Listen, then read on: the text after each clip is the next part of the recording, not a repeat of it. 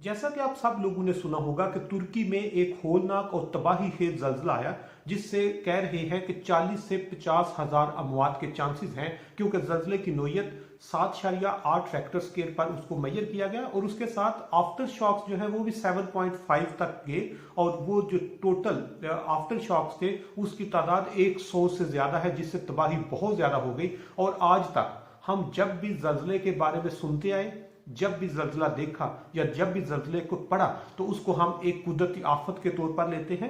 ये अल्लाह ताला की तरफ से इम्तहान इसको कहते हैं, या इसमें सिर्फ और सिर्फ कुदरत का रोल है, इंसान का इसमें रोल 0% होता है। ये हम सुनते आए हैं। लेकिन जब तुर्की का जल्जला आया तो यहां पर हमारा ख्याल चेंज हो गया, हमारी अप्रोच चेंज हो गई। या हम जो सोचते थे वो मुख्तलिफ था, लेकिन टेक्नोलॉजी ने सारे का सारा जो स्ट्रक्चर है दुनिया का वो बदल के रख दिया। और आज के सेशन में मैं आपके साथ यही डिस्कस करूंगा कि जब तुर्की का जल्जला आया तो उसमें जो फर्स्ट टाइम एक नई जो अप्रोच है, नई थ्योरी है, उसको कॉन्स्पिरेसी थ्योरी कह सकते हैं, उसको हकीकत कह सकते हैं, और उसने जन्म लिया। उस पर आज हम बात करेंगे, क्योंकि जिस वक्त जल्जला आया तो उससे 2 दिन पहले फ्रेंच और उसको कह सकते हैं डच जो जियोलॉजिस्ट है, उसने पेशीन गोई की थी कि जो तुर्की है और उसके सराउंडिंग में बहुत ज्यादा तबाही होने के चांसेस हैं। और जब जल्जला आया तो लोगों ने कहा उसको कैसे पता चला, तो वहां पर एक हार्प टेक्नोलॉजी है,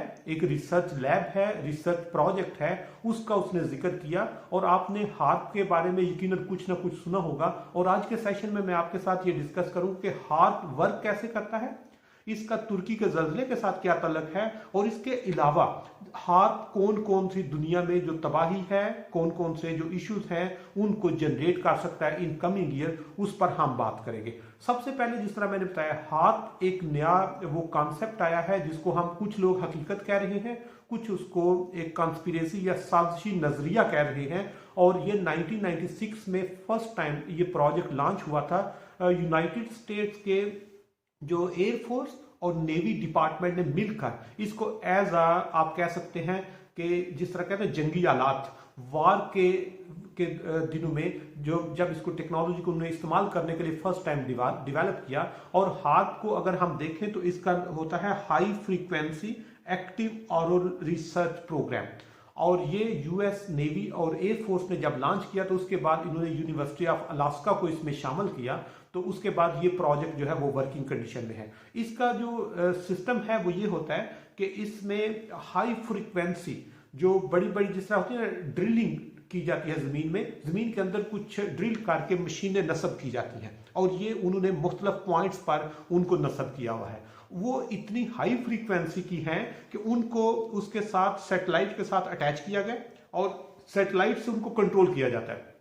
वो जिस वक्त वो कहते हैं कि उन मशीनों से जो एक कॉन्स्पिरेसी थ्योरी है, एक साजिशी नजरिया जिसको आप कहते हैं, वो कहते हैं कि पहले इसको जंगी आलात के तौर पे इस्तेमाल किया जाता है, लेकिन आज उसको जो हार्प टेक्नोलॉजी है उससे जमीन में 7 से 8 जो रेक्टर स्केल का जल्जला है वो उससे लाया जा सकता है। वो मतलब वो ह्यूमन कंट्रोल में है। वो जब चाहे मशीन का बटन दबा के दुनिया के जिस कोने में जल्जला लाना चाहे वो 7 से 8 डिग्री का जल्जला ला के फिर उसको जितना चाहे, जिस तरह कहे ना 7.8 के बाद 7.5 के आफ्टर शॉक्स है, तो वो सारा कह रहे हैं कि जो तुर्की का जल्जला है, ये जो अमेरिकन बेस्ड हार्प टेक्नोलॉजी है, ये उसकी वजह से है। इस पर बहुत ज्यादा लोग जो है वो देख रहे हैं, बहुत ज्यादा लोग सोच रहे हैं, और बहुत ज्यादा इस पे जो कॉन्स्पिरेसी थ्योरीज हैं वो वर्क कर रही हैं।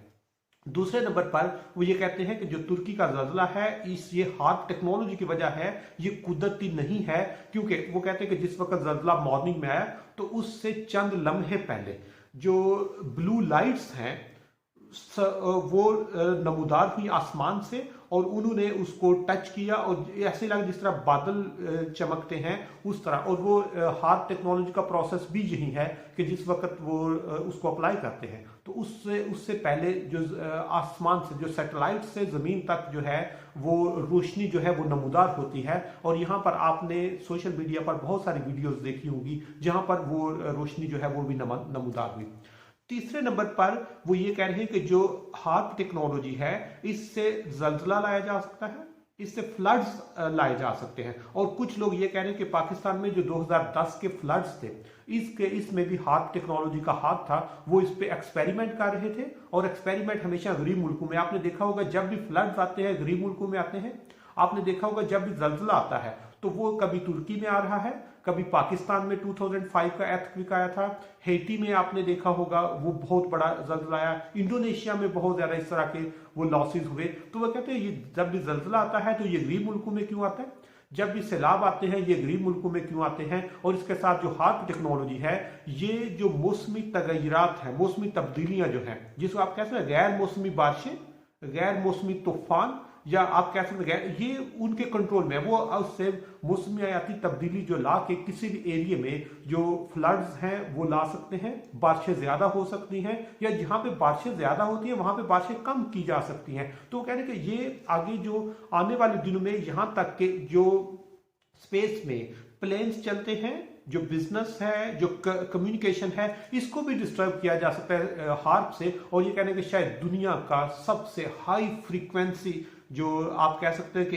एक जो जमीन में उन्होंने इंजेक्ट किया हुआ है, या जमीन में उसको उस आप कह सकते हैं प्लेस किया हुआ है, उसको उससे जो आज तक हाईएस्ट फ्रीक्वेंसी है वो इस हार्प की है। और इसको वो अपने कंट्रोल में करके वो कहते हैं कि जिस वक्त जितनी भी जिन एरियाज को वो करना चाहे वो कर सकते हैं। इसलिए अगला जमाना जो है वो सारा टेक्नोलॉजी का है। तो लेकिन इसमें साथ ये बताना भी जरूरी है कि अभी इस पे बहुत ज्यादा वर्क आ रहा है, अभी इस पे बहुत ज्यादा लोग काम कर रहे हैं, बहुत ज्यादा लोग इस पे सोच रहे हैं। इसलिए कुछ इसको कॉन्स्पिरेसी थ्योरी का नाम दे रहे हैं कि ये एक साजिशी नजरियात है। जिस तरह मुख्तलिफ जब भी कोई मसला आता है दुनिया में, जब भी कोई बीमारी आती है, जब भी कोई आफत आती है, तो वहां पर बहुत ज्यादा कॉन्स्पिरेसी थ्योरीज आती है, वहां पर बहुत ज्यादा इस तरह के जो नजरियात हैं वो काम करते हैं। तो ये हार्प एक टेक्नोलॉजी, एक हकीकत है, लेकिन क्या इससे इस लेवल का जल्जला आ सकता है, क्या इस लेवल के तूफान आ सकते हैं, क्या इस तरह के मौसमी तगैरात आ सकते हैं? इस पर कुछ लोग कह रहे हैं ये कॉन्स्पिरेसी है, ये एक साजिशी नजरियात है, इसका हकीकत से तल्लुक नहीं है।